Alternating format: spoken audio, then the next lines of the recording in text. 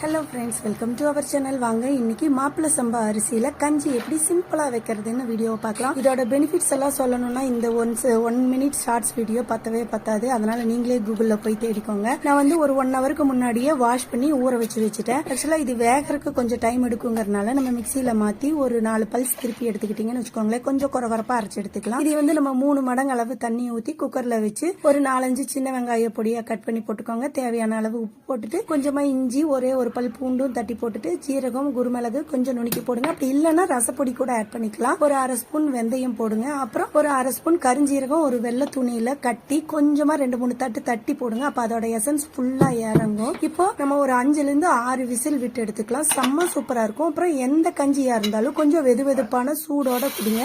இதுக்கு நான் சைடிஷ்க்கு வெங்காய வறுவல் செஞ்சிருக்கேன். செம்ம சூப்பரா இருக்கும். அதை அடுத்த வீடியோல பார்க்கலாம். இந்த வீடியோ உங்களுக்கு யூஸ்ஃபுல்லா இருந்ததுன்னா மறக்காம லைக் பண்ணிட்டு சப்ஸ்கிரைப் பண்ணி சப்போர்ட் பண்ணுங்க.